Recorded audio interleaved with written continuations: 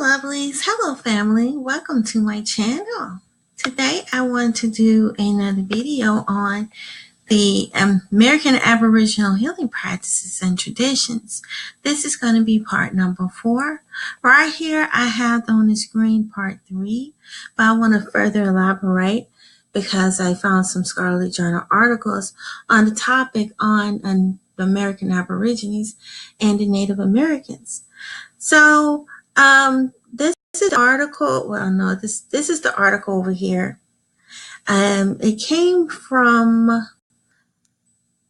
Let me see if I can find out.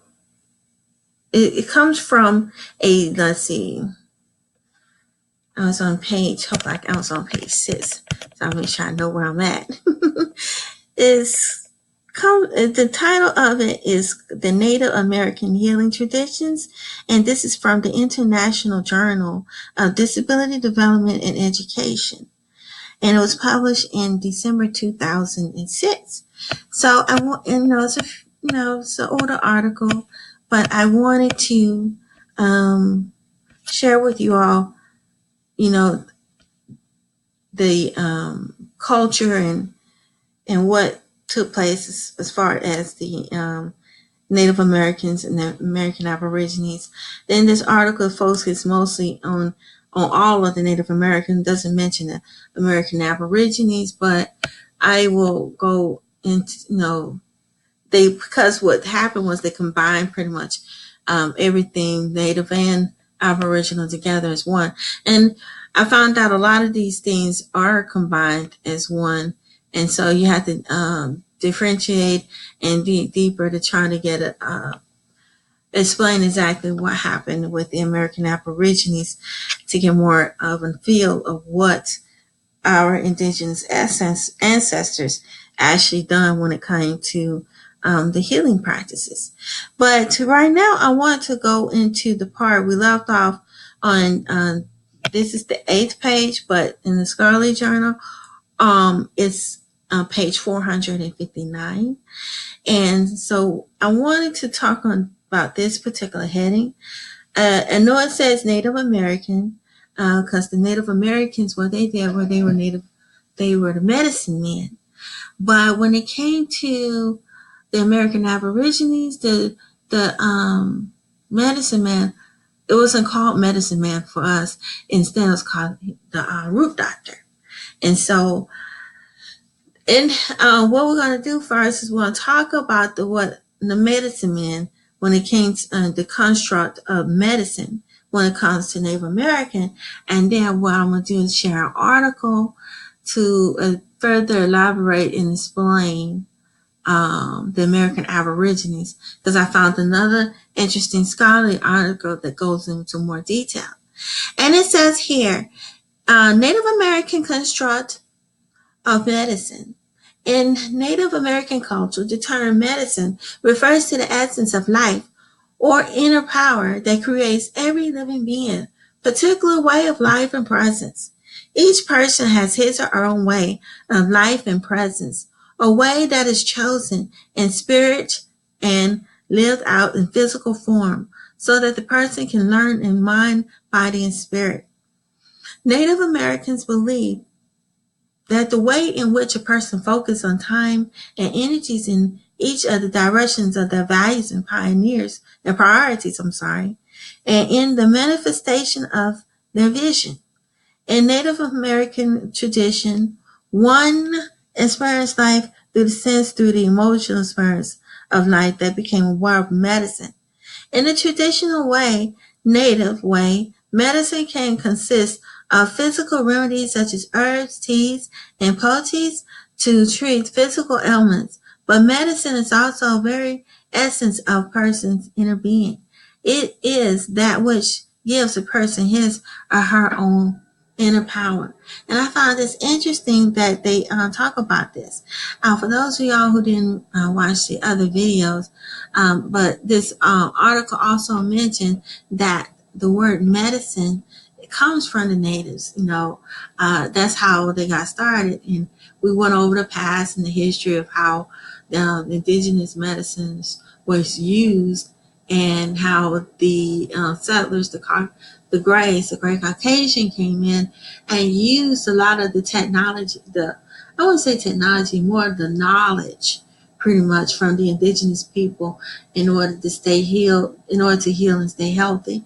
When they first settled here in the Americas and did their colonies, they didn't really have as much access to the medicines in Europe. So they had to use a lot of the indigenous medicine. They found that the indigenous medicines were way better, or and worked better in most cases than the European medicine. And so they started using it, and of course, in a way, sort of hijacked the name medicine. The word medicine was stemmed from the Native Americans and started using it for themselves. And now they have all these layers of medicine and more advanced, but very few people realize that it actually came from the indigenous people here in the Americas, the Mongoloids and the Aboriginals. It says here, the Native Americans believe that medicine is in every plant, rock, animal, and person. It is the light, the soil, the water, and the wind. For example, to Native Americans, medicine is something that happened 10 years ago that still makes a person smile when thinking about it. Medicine could be the old friend who telephones unexpectedly just because he or she wants to do so. There is medicine in watching a small child play, medicine in the assuring smile of the elders. Native Americans also believe that there is medicine in every memory, place, person, and movement. Medicine can be an empty space if who knows how to use it. And there may be powerful medicine in painful or hurtful experiences. Even such experiences offer the opportunity to see more clearly the way things connect and disconnect in a greater flow of the stream called life. And see, I think that's interesting. I like how they pulled that, put that together, how they explain how the indigenous people use medicine holistically as a whole in every aspect of your life. It's not just for the physical body, it's for the mind, body, and spirit. And a lot of times this is missing in the Western medicines of today. Right now, they just focus on one part of the body and that's it, and do patchwork. I mentioned that in the earlier video, as opposed to looking at the holistic aspect of a person's life. They instead want to just fix only certain parts of the body, when in actuality, the person needs, a whole treatment for the whole body, mind, and spirit. And I just like how they explained that. And I think they're starting to tap into that with natural medicine when it comes to naturopathic doctors and medicine. And so, yeah, we see that. And also when you compare it to the American Aborigines and the Indians thought the same way. The American Aborigines and the natives were quite similar in their thinking and how they do things. And I also, if y'all want to check it out, I did a video about hoodoo, the medicine that was used, or the type of healing treatments and practices that was used by the indigenous Aborigines. I touch on it and I explain some things in that video as well. But I'm thinking, let's continue on to the next article. I wanted to go into this article because that particular part of the scholarly journal was talking about the Native Americans. I now want to talk about what the American Aborigines did. And I couldn't find that much information. I had to really, really, really search for this information. Because I couldn't find that much information about the American Aborigines for some reason. When it came to healing practices, and I think that's need to be more research done about that, because we're trying to tap back into understanding what our ancestors done, and it would be nice to know more. But I saw this article though, and it was quite interesting. This is an old article too, but this one's even older. This article comes from the Journal of National Medical Association, and it's volume 75, and it was published in 1983. So it's an older article. I thought this was quite interesting because it went into detail about how hoodoo and voodoo is incorporated into actual medical providers. And, I said, you don't hear too much about that? I could tell because I couldn't find too many scholarly journal articles on it. I'm pretty sure it's more out there. I'm going to have to do more research. But I wanted to share this with you guys. This article was written by Van Steet, a junior. He's a medical doctor. And it's they from Fayetteville, North Carolina. It says here, this is the abstract.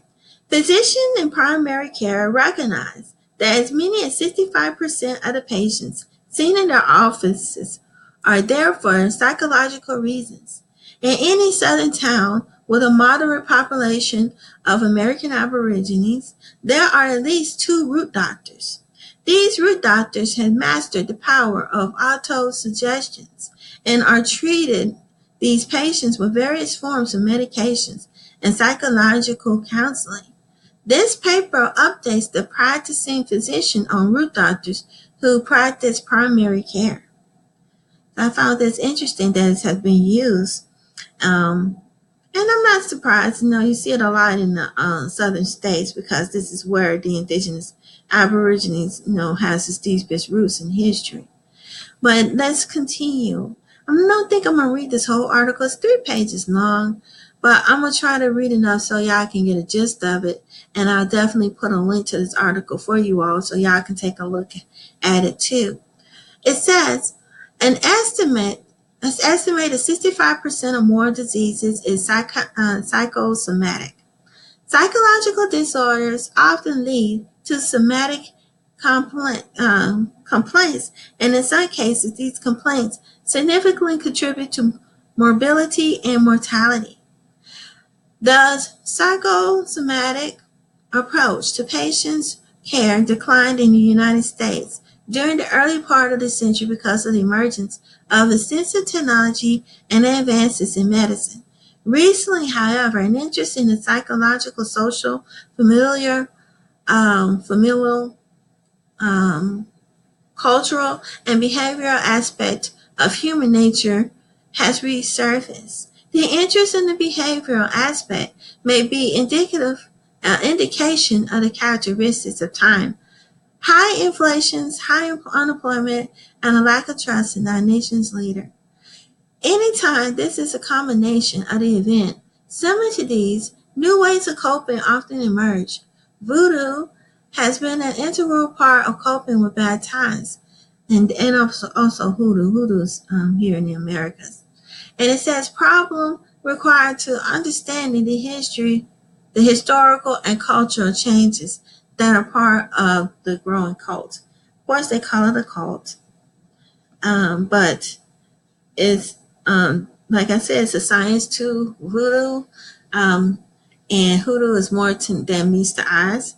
I think since it's a practice that's been kept in secrecy, especially in voodoo, because of the slave trade and the racism and everything that took place and the brainwashing of the indigenous people's history, a lot of things have been covered up for that matter. So a lot of people don't really know too much about it,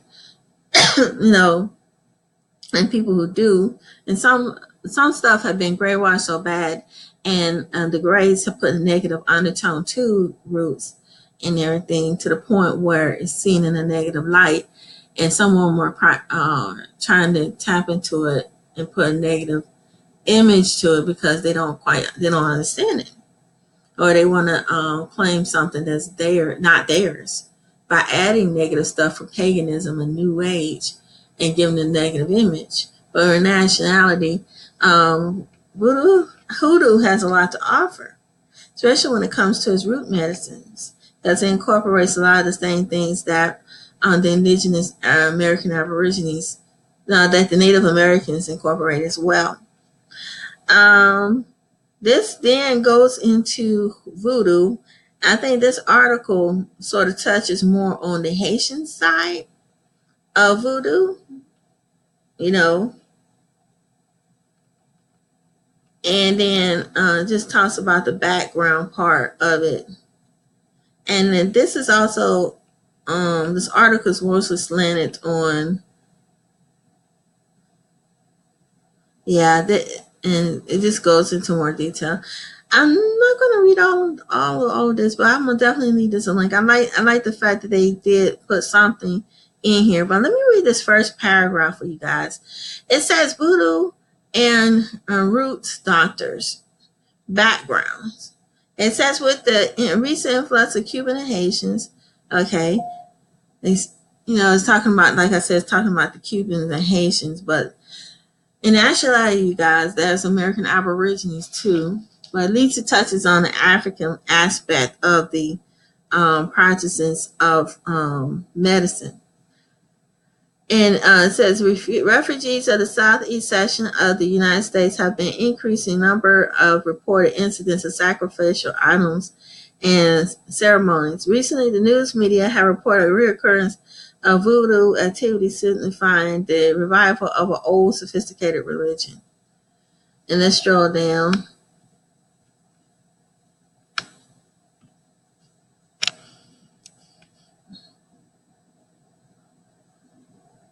And then it says voodoo is a form of religion based on belief in things that brought to deliver and most powerful sacred than man himself. This principle originates in Africa and also in America too, with the American Aborigines, and was universal with all tribes and areas, no matter what language. Voodooism is based upon the belief that spirits reside not only in humans but also in objects such as food, in animals, and the weather is controlled by spirits. And see, that's the same thing, similar to what the Native Americans believed in as well. How the spirits, you're supposed to bless them, have an understanding that everything is a spirit, you know.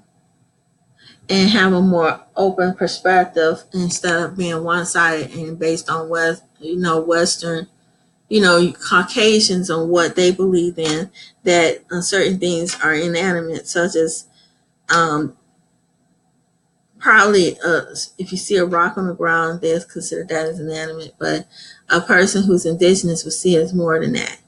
Or the food that you eat, according to this, they said even the food you eat is considered a living, a spirit, and so it has to be blessed before you eat it. And the indigenous people also believe in that as well here in the Americas. Let's draw down.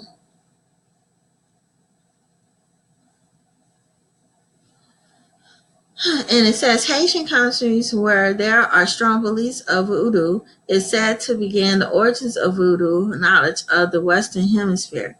Voodoo is an organized religion practice somewhat different from the initial form, meaning by the religious constraints of the place practitioners after practitioners of Haitians uprising in early 19th century. Okay, well, I think this is interesting. They did it based on voodoo, but I'm a little disappointed with this article, though. I'm glad it's here because it talks about the voodoo, but it doesn't really go into detail about hoodoo. And like I said, hoodoo is so shrouded in mystery. Like I said, the indigenous people here had to keep it secret because they were not allowed to practice it during their slave trade, and it was passed down from generation to generation, but it was hidden.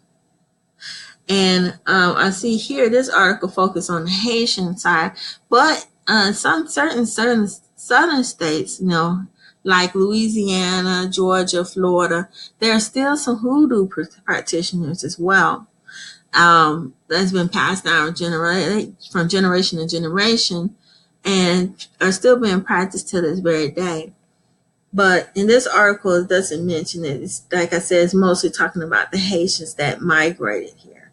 But hoodoo is the religion that was here already prior to the Haitians coming over here. for, you know, yeah. So it just talks about how, the background information of this. You want to read more about the Haitians and everything, you can. But I'm going to scroll down to this bottom part because I didn't want to take too long. But on this part, it was saying that implications for the physician. It says here, practitioners of roots are not called root doctors. Oh, wait. Practitioners of root medicines are called root doctors or root workers because of their utilization of trees and plants in making roots or casting spells. Now, I did another video earlier about casting spells. Casting spells is not part of hoodoo, and I'm not sure about voodoo, but I know hoodoo is not. That's something, conjuring, and I think it's more like an affirmation and prayer. But as far as conjuring and stuff, like conjuring spells and all that, that is not a part. That was added on by Caucasians to try to hijack the religion for themselves and the spiritual practice and medicine practices for themselves. But let's continue. It says, I know that because my grandmother talked about it as well. It says root doctors for a fee will manufacture roots to accomplish good or evil. The evil root produces heads and cause weakness, suffering, pain, sickness, and death. The good roots, on the other hand, leads to attraction of potency, success, recovery, and protection. Forms of bad roots. Let's continue on.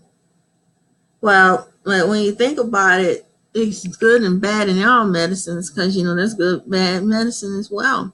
Not just in roots, but also in medicine. Because sometimes you hear doctors prescribing bad medicine to people. And so it can go both ways, in all practices, But let's continue.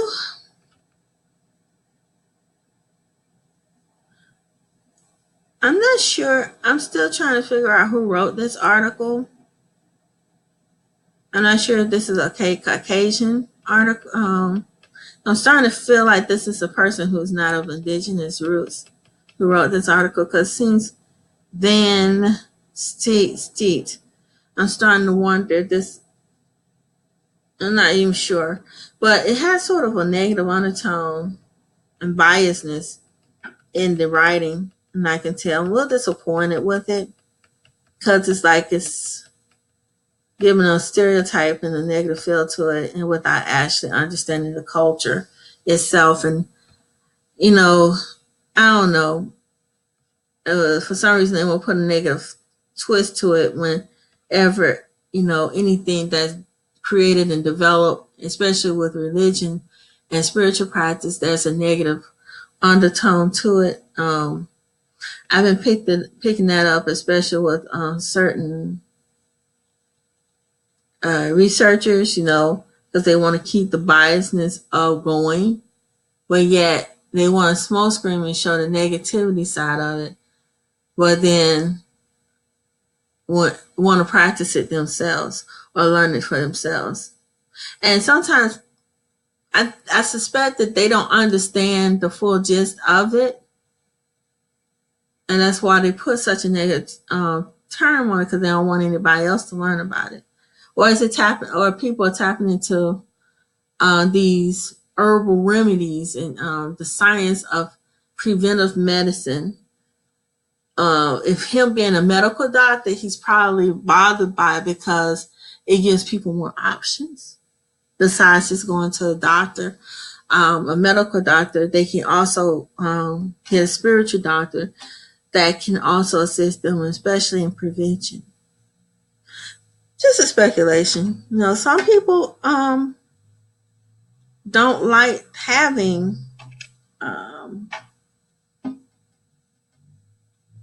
don't like the competition, in other words, of natural healers, and that's why they give it a negative term. It might work and sometimes it doesn't, but let's continue. I'm just thinking. I would love to see what you all think about that. And then I'm going to scroll down to here. It says, as modern medicine has brought many of the infections and surgical disease under control, the nature of disease population has shifted from the acute illness to more chronic problems and tends to be interwoven in patient psychological makeup and cultural background. It was seen, and then long as root work is going to be practiced, the physician should remember an important datum. Belief in root work does not rule out treatment by health professionals, nor does treatment by health professionals rule out treatment for root works. Both theories and therapies can be practiced in peace coexistence. This is a Caucasian, I think. He called it witch. No, it's not witch. It's called shaman. That, especially here in the Americas for hoodoo is shaman, and they call them witch. It's like, this is so racist, this article. Doctors should be considered professional user of power, suggesting someone who working to alleviate suffering. And see, they trying to downplay it. And then here they are again repeating the Haitians. This was a racist article. I'm a little disappointed on it. That's why I said it's a strong need for someone to write a research that's more open-minded and lack the racial racism and biasness against it. And it says root and root work represents the utilization of powder suggests to maximize that people have mastered the rapport of their patients and clients. Do not worry about compliance, nor does it suit against them. The confidence may be attributed to the alliance. And Roots doctors listen and offer approving empathy to their clients. We could possibly benefit from the primitive it's really indigenous forms of caring for our fellow human beings. This may prove to help the estimate of 65% of patients suffer from psychomatic illnesses. Okay. Yeah, I read this article. I'm very disappointed about how it was written. There's so few articles written about root doctors because it's been hidden, and rightfully so, by the indigenous people because they were trying to steal it. And since they had a hard time stealing it, they tried to write it in a negative light to discredit it. And it sounds to me that this particular doctor, he is very biased and dead set against it to me from the tone of the article. And the negative way he wrote it shows that he didn't believe in it. And he didn't mention, he mentioned the Haitians voodoo, but he didn't mention the indigenous American Aborigines. So, yeah. But I'm going to go back to this article. And it's amazing how they put a positive light to everything that the Native American done, but then the stuff that's very similar, almost one and the same as the Native Americans, which the American Aborigines have also done that's similar, and it is put into a negative light according to this this doctor. But yeah, very disappointed. That was not a good article, but I put it in there for you all so y'all can see. And I guess everybody do need to see how there's a lot of negativity written and how this biasness and racist undertone by gray writers and gray doctors and and how gray Caucasians have a way of discrediting things they don't fully understand. It just seems evident that this doctor did not do extensive research at all. To me, it just looked like he just regurgitated the same old thing from previous writings, perhaps. Let's see. Let's see if it's in the references here. Yeah, I figured that. See over here, you guys? You can tell there's not very much research done. Related to see voodoo. He only have 4 articles. I'm looking at it right here in his reference. He only got 4 publications that he used to do this research paper, and everything was very biased and very racist. So, yeah, extremely racist and biased. And man, Haskin voodoo here. He only had 1 article on here. I'm looking right here. Haskin J voodoo and hoodoo. Yeah, and then when he talk about conjuring and all this other stuff, conjuring and spells and stuff, that's a Caucasian thing that they added on, because I spoke to some people who practices hoodoo, and also to my grandmother who practices it. She said, they didn't mention anything about the all this spellbinding and all this other crazy stuff they talk about. And then my grandmother said it was a lot of healing and working with roots and plants and roots and stuff. There was a science to it, and they were very knowledgeable about it. And I think that this doctor saw them as a threat because it's something that actually works when it comes to prevention. And when that happens and you lose money, when people lose money when people don't come to your doctor's office, and that can be an issue. And I suspect that's why they don't want people going to root doctors and medicine men and shamans, and to these practitioners, and they want to keep this particular knowledge hidden by putting either negative undertone or sticking it under pharmaceutical companies, so you have to constantly fork out extra money. And those that they'll understand fully, or they want to cover the fact that a certain group is very knowledgeable in healing as well, and discredit them on everything they do. They try to buy and profitize off of it. That's a way of stripping people of their indigenous roots and heritage. But I can go on and on about this topic. I read that part with you. That article is filled with biasness and bigotry when it comes to indigenous medicine, when it comes to people of color, when it comes to the copper colored race. He didn't have much information about hoodoo, very little, and it's not too much about hoodoo. And like I said, it's still kept sacred to a lot of people who are practicing it to this very day. But please like this video and thumbs up, and don't forget to subscribe. And till next time, peace, family, love and peace. Bye-bye.